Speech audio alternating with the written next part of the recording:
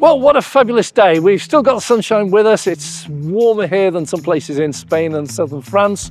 Long may it continue, because when we get out and about filming, this is brilliant. So where are we? We're in Aintree. We're about a mile from the Aintree Grand National, just up the road in Liverpool City Council. And we're here at Pod Point. These are ancient little things, many years old. They have a massive purpose, but they've also got a huge future. And they give us an introduction to a future where we can get free charging. We can prolong the life of our battery, and we as EV drivers can help the grid by topping it up when it needs it. There's so much going on. It's not going to be these are the forerunners. What's going on is that it's a lamppost. All will be explained. I'm Dave. Welcome to Dave Takes It On. All too often we get to retail parks, and this is a massive retail park, huge car park, and we find there's no charging at all. This actually is the exception. We have some Pod Point units here. These have been around for a while. They're not new, but these are dual bay, so each side has a Type 2 charger. There's actually a maximum of 7 kilowatts. There's 2 here, dual bay, and there's another one just over there, dual bay. So we've got 4 for this car park. And these are advertised at 39 pence per kilowatt hour. And that is a very, very good rate. Your domestic electricity is 27p per kilowatt hour on the price cap. So 39p for a public charger in a place like this is absolutely, it's brilliant. It's really good. We've been to other places, and the actual charge of these can go up into the 60, 70 or even 80 pence range. But 39p is really good. I'm surprised there's not more being used. And when we look around, there are cars about.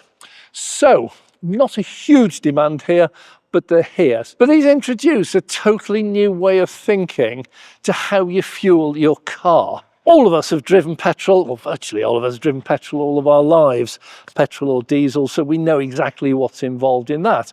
And for most of us, it's just nipping into the nearest supermarket or garage once a week, once every 10 days or 2 weeks, depending on how many miles you do, topping it up. Most of us don't fill it to the top because we're not going anywhere, top it up halfway, 3/4, whatever we're going to use, and off we go again. And that's the mindset that we have. And when EVs first came out, that is exactly what people were asking for.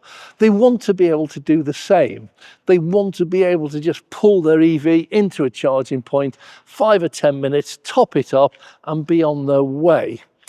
And EVs don't work like that. Certainly not. They didn't 10 years ago when they started coming out with the Nissan Leafs and everything else, where you're talking about charging times of an hour or 2 hours. On a relatively small battery and giving you a relatively small range. So there was this conflict, and instead of people saying this is a new technology, they started demanding that the technology matches what they've been used to, their habits, their customs. And what I'm trying to do with the channel in a lot of ways is to try and say to people, you don't have to do it the old way. With EVs, the best way of looking after them is everywhere you go, you just plug in. Simple as that. So you never use your whole battery. You don't run it down until there's none left and then top it up to full. What you do is everywhere you go, you just plug it in. Now, at this sort of price, 39p is a very good rate, by the way. Most of your ultra-rapid charging is up into the on clock, 55p. You're up into Fastned and Ionity in the 70p, and then up to Instavolt and Osprey in the 80 pence. So 39p is good. So are you going to come in, fill your car up if it's empty? No, that's not what these are for. But if you are able to charge at home, and you just need a top-up, these are great. If you can't charge at home, you just need to adopt a slightly different style. And that style is, everywhere you go, just plug in. So you come shopping here. Now, this is a retail park. People will be here for several hours. They have all the fast food places, and they have the shops. And that means they want people to wander around the shops for a couple of hours, get hungry, and then go and have a meal. It means the parking here, you're going to be here 2, 3 or 4 hours. With a 7 kilowatt charger like this in the average car, you're going to get about 20 or 25 miles added to your battery for every hour you're plugged in. So if you're here 2 or 3 hours, you're going to get 50 or 75 miles added to your battery, your state of charge.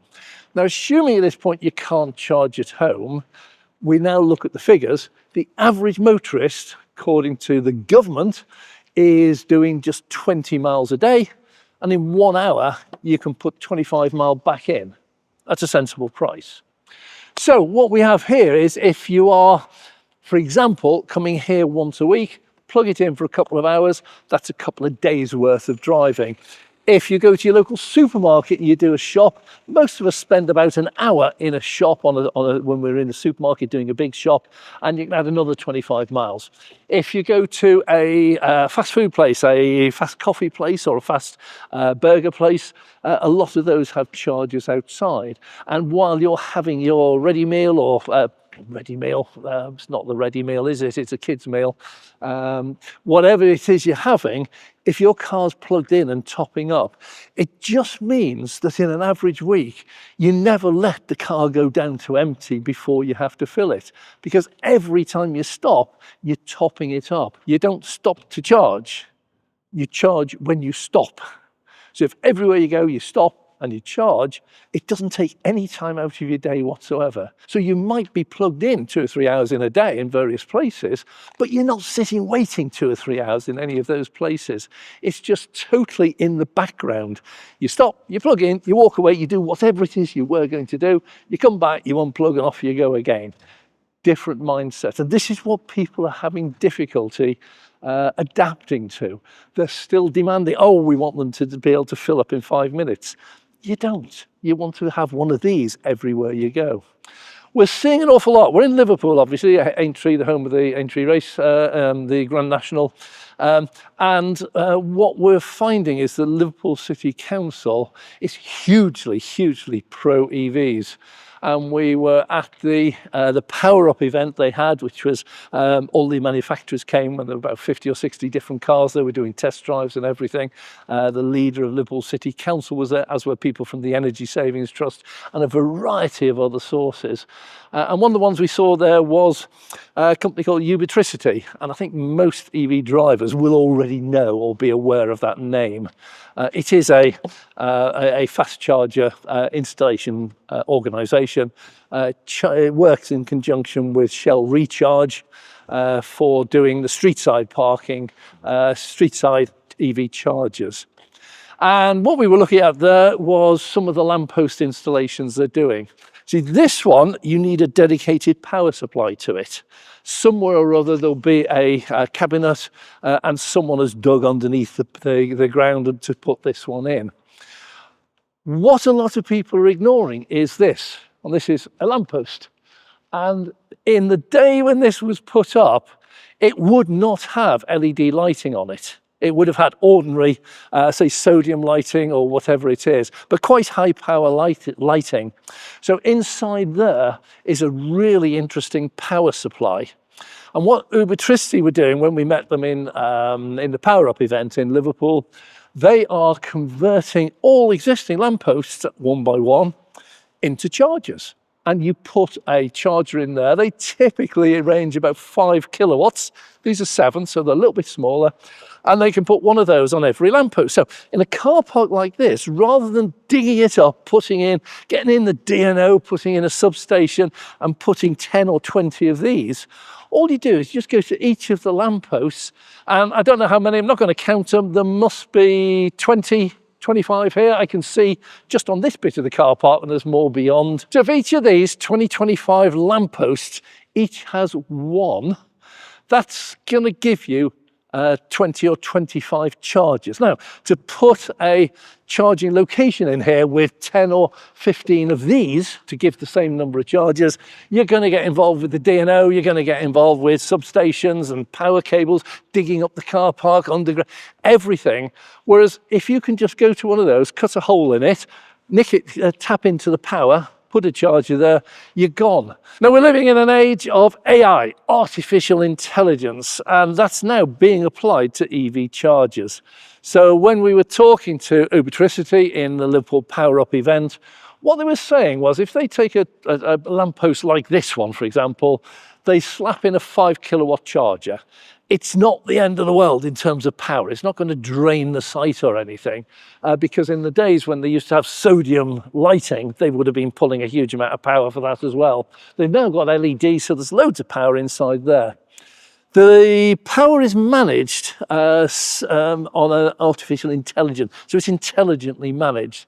And if there is a huge demand, for example, at a peak time, let's say 5 to 6 o'clock in the evening, which is peak time for the grid, and the grid is struggling to keep up, these now can monitor that, and if necessary, they'll slow down the amount of power they're providing to the car. If there's an overall huge demand for the grid and the grid's really struggling, these can actually just temporarily switch off. It's not a problem. If you're at an ultra rapid and you're on a road trip and it switches off for 20 minutes, end of the world, you know, your car hasn't charged, you can't go anywhere. But with these, the Lampost ones and these are designed to be used for several hours whenever you come here. And so if during that several hours, 20 minutes of it, it's actually just switched off, you come back, you've still got a charge for the other hour and a half or hour 40 minutes, whatever it is. So you've still got a charge, you just won't quite have as much as you were hoping to get. And this is the way that EVs need to evolve, and it's the way that people need to evolve to change their expectations and their practices to suit an EV. There are going to be people out there going, oh, I'm going to plug in and you're going to cut me off and I'm not going to get any charge.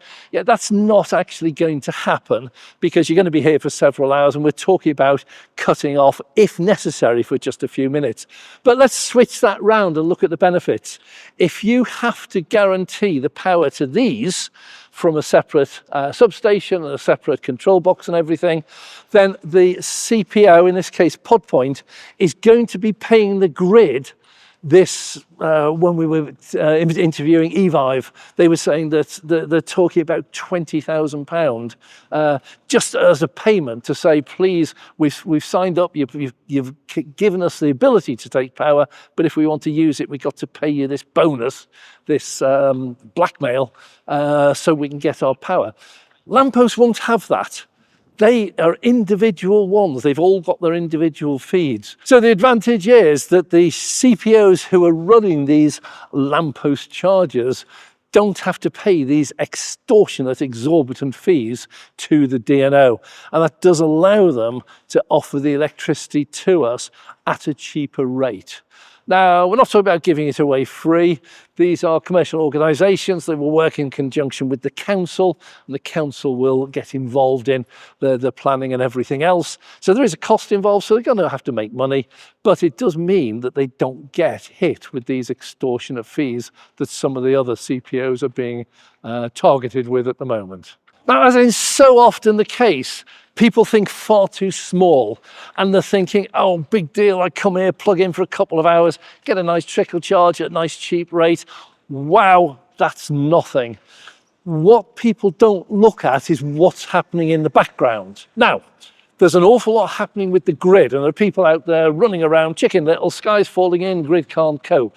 But what's happening behind the scenes is that chargers are going to start being made, which are V2G, bidirectional chargers. So at the moment, this is monodirectional, it's directional. You plug in, power comes out of here into your car. End of story, that's it. Not very exciting, charges your car, that's what you've got. Starting in 2027, everything is changing and the infrastructure will very much be V2G. Now, V2G is vehicle to grid. Which cars do it at the moment? Oh, there's so few of them. Nissan Leaf, believe it or not. But some of the new ones coming out, for example, the XPeng G6, that will be. But BYD, NIO, XPeng, a number of others will now be releasing cars. All of their cars coming through will be capable of V2G or V2L, which is vehicle to load.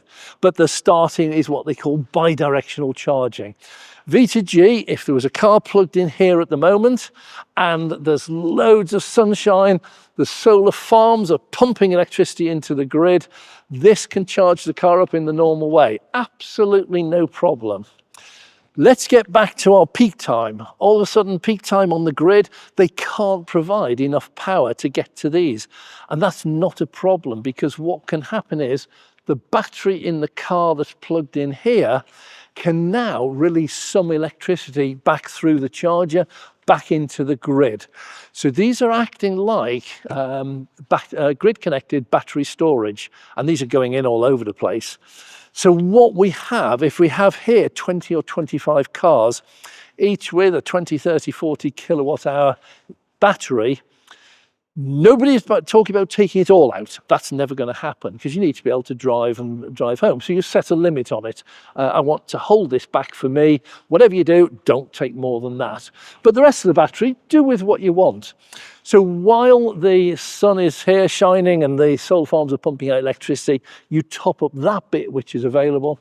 Come peak time, or when the sun goes down or cloud comes over and the solar farms stop working and the demand on the grid rises, all that extra electricity in the batteries can now be released back. And if you've got 20 or 30 cars, each with 10, 20, 30 kilowatt hours of power, that's quite significant. And if you've got other car parks scattered throughout the country, you've now got a virtual grid, and that can be used. Now, you have intelligent control of all this, so you never lose everything that you wanted to charge your car. But all of us only use a certain amount of the battery charge every single day, and therefore the rest of it is just not used. And what they're working on at the moment is not only getting the technology right. The chargers are already here. There are bidirectional chargers available now. There are some cars that are just starting to do it. I mentioned the Nissan Leaf. And Octopus, for example, now have a scheme, a tariff, whereby if you have a Nissan Leaf and you plug it into your charger at home and they supply you with a bidirectional charger, Octopus will use your car as a grid-connected storage battery. Quite a small one, because the ones that most people are thinking of are the big megawatt ones. These are little 10 kilowatt hour ones. But it's the same principle. In return for that, what Octopus will offer you is unlimited free charging. So there's the bonus. If you plug your car in when you're not using it, leave it plugged in at all the time, and they can use your car to buy and sell electricity through the grid, you're actually benefiting. Now, you're not getting money in your hand, but all of a sudden your charging is free. So there is a financial benefit. And there will also be, and this is what Ubitricity is working on at the moment, there will be a compensation scheme. So if you do drive here for your shopping, a meal, and you're here 3 hours and you plug in, if you are being used by the grid, either for storing or for taking out, you will be compensated for that. They're working out the details. So I'm not going to give any other details at the moment. I'm sure even they don't know quite how it's going to work. But what it will be is you will get some sort of compensation for helping the grid. It's quite revolutionary, but it's really exciting times, because it's totally changing. At the moment, an average car spends 90% of its life switched off, locked up, and they are depreciating and deteriorating. And for a lot of people, they're actually paying to have, if you're at work and you park in a car park, or you go to the station, you're going on a train somewhere, you're actually paying to have them stationary doing nothing. What Ubitricity is starting to do, and a number of the Chinese manufacturers, is to say, well, while the car might not be going anywhere, it's still useful. And if you can picture the scene where you've got 1 million cars, each of those with 20 or 30 kilowatt hours of battery that's released, you keep the rest for yourself, is released for use in this, then it can actually provide you with an income. But that's actually a secondary grid, that not only will the grid be working flat out to produce electricity, but it's just going to be tapping into all these cars, and they're going to be topping up the grid. 1 million cars, each with 20 kilowatt hours. That's way, way, way bigger than a power station. This is massive. And if you get up to 10 million cars, which they're hoping to do by 2030, then that's the size of the grid. If all 10 million cars, I know they won't, technically you can't do it, but some will always be on the road. But if all of the cars, 10 million of them, can all be plugged in at some time during the day, that's a power station. That's a new grid. And therefore the cars themselves, the EVs, would be supplying the electricity that they will be using as a storage, a buy it and sell it situation. So there's big changes happening in the future, and anyone out there who thinks the grid is just a static thing, we're just going to overload it and it's going to collapse, yeah, you have no idea what's going on in the background. You're just scaremongering for people. The answer is, not only is this going on, there's an awful lot else, because we were talking to a company, which is Grid, and it was a DNO as well, and that's SP Energy, and the plans they've got and the stuff they're doing is absolutely amazing. Grid's not static by any means, but this or that is where we can help in the future. Just everywhere you go, find a lamppost, plug into a lamppost, job done. Hate to guess how many lampposts we have in the whole of the UK. Not even going to guess. It's a lot. Fascinating tidbit of information for you. Ubertricity can install one of them in 40 minutes. 40 minutes. You don't have to even talk to the DNO or your electricity supplier. The electricity's already there. 40 minutes. They could do this whole car park, every single lamppost, probably in a day. And at the moment, they're going in free of charge. Free of charge. Now, nothing's free in this world, so they're making it back when they charge out the electricity, obviously, because nobody can run a business which just gives away stuff for free. But they're free to install. And Ubertricity is working really hard with a lot of the local authorities. Here we're in Liverpool, so they were meeting up on Friday when we came down with Leon Robinson, who's the leader of the Liverpool City Council. And he is backing this 100%. They're going to put in 400 or 500 of these this year. There's a fantastic amount going on, but this is one of the answers. So all those who say we need more ultra rapid charges on the motorway, you need them for the road trips. But just imagine if everywhere you go, you're anywhere near a lamppost, you just plug your cable in and you're always topping up. If you can't charge at home, this is a really valid way of doing it. To put it into context, for those of you after the money, I know everybody would like to charge at home at 7p with Octopus, 7 pence a kilowatt hour. Yeah, that's never going to happen because some houses you can't charge at home. But with these, this is coming out at 39p on this particular charger here. So this is not made up. This is this particular charger, 39p. The average EV today is doing about 5 miles per kilowatt hour. So that's about 8p per mile for driving. Charging here at a public charger, a couple of hours while you're out shopping and eating. 8 pence a mile. How does that equate to a petrol car? Well, if you have a petrol car with today's prices and it does 40 miles to the gallon, that's going to cost you 16 pence a mile. So using one of these with an EV, it's half price motoring, literally half price. It's the equivalent of your EV running at over 80 miles per gallon. And I know we get all these stupid stories about, oh, I've got a 17-year-old car and it does 86 miles to the gallon. They don't. It's just absolute pure fiction. The average car in the UK today does 37.6 miles per gallon. It's about 42 for diesel, about 32 for petrol. So the average is somewhere around about 40 pence per 40 miles per gallon. And 40 miles per gallon, this is half the price for an average new EV today. Now, I know there's a load of people out there, they laugh at us EV drivers. Oh, you've got batteries, you can't charge them to full. You can only do 20 to 80%. You've got a 6-mile range. And oh, yeah, all that sort of stuff. Let me tell you that what you're watching this on at the moment, if it's a mobile phone, smartphone, or a tablet, you do exactly the same. Ha! It's not so smug now. If you look on your phone, I've got an Apple, an iPhone, and what it says is my phone only charges up to 80%. That's what it charges at. It also likes to do it really slow because that helps prolong the life of the battery. If I set it to charge to 100%, it monitors my lifestyle and it will only do the last little bit, the 80 to 100%, just before I need it. So if overnight I leave it plugged in, it will just trickle charge the battery and then just before I normally wake up, if I wake up the same time every day, it'll do the little top up to 100 and then we're off again. What that does is dramatically improves the life of the battery. They know a thing or two. They've got billions of these out in the world. They know a thing or two. The same batteries that go in smartphones, lithium ion, they go in most of the EVs nowadays. So we also get a lot of people saying, if you use superchargers or ultra rapid chargers on a regular basis, you'll destroy your battery. You don't, but it's not as kind as charging slower. So what these systems will do, the Pod Point 7 kilowatts and the Lampost ones, which are typically 5 or 7 kilowatts, these will give you a really slow charge. Wherever you stop, just a nice trickle charge going in all the time. It's immensely, immensely kind to your battery. And you don't have to do anything. The car will sort itself out. Plug it in, leave it plugged in for hours. The car will sort itself out and do what it wants to do.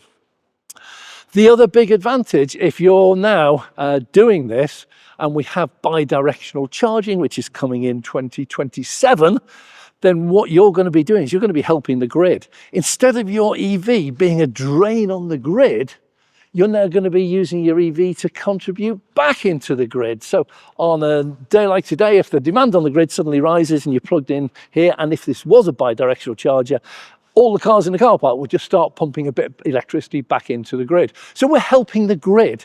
But the ultimate help is for ourselves. We always do this for mercenary reasons. It's money. The very least we would expect for helping the grid is free charging. And that is something that's being talked about. If you make your car available on a bi-directional basis, you get free charging whenever you're plugged into a bi-directional charger. Fantastic. If you can't charge at home, you can now charge cheaper than I can at 7 pence a kilowatt hour by putting your car into one of these while you're at work, while you're shopping, while you're eating, while you're watching a film, and you can be getting totally free charging. And that takes away the advantage I've got. It would make me think, why am I plugging in at home when I'm paying 7p a kilowatt hour? I could go down and do some shopping and I could get free electricity. The ultimate, of course, would be if we could actually make a small living out of it, make some money, so selling electricity back to the grid. Not sure we're going to go that far because the grid's probably not keen on that idea, but free electricity is something that is the least we would expect out of it. Well, thanks very much for watching so far. Don't go just yet. Would like to say that this is the start of actually a massive revolution of our grid. And the beauty is the grid's got no choice in this whatsoever. If all of the lampposts and all of these become bi-directional, then we're just going to be putting electricity back into the grid. They can't stop it. We don't need to rely on the grid to do this. What we need to rely on is people like Ubertricity who are going to be installing these, but there's so many others involved in it as well. It's the start of a revolution. The idea of once in a while, once a week, going along to ultra rapid charger, plugging in, waiting 20 minutes, half an hour, and that's it. They are actually on the way out. The car is going to be V2G, it's going to be part of the grid. In return, you're probably going to get free charging, and the whole system will work symbiotically. It's actually brilliant. It's exciting for the future. So I hope that's come across in this video. This is an evolution. Forget the old days coming home on a Thursday night and you stop off at the petrol station and you top it up. EVs, that's nothing like what an EV is. Your EV is going to become an integral part of the grid, and you're going to be able to get either free charging or make money out of it. Wow, what a transformation for transport. Well, thanks very much for watching. If you have enjoyed it, please click the like button. If you'd like to see more, please subscribe. I'm Dave.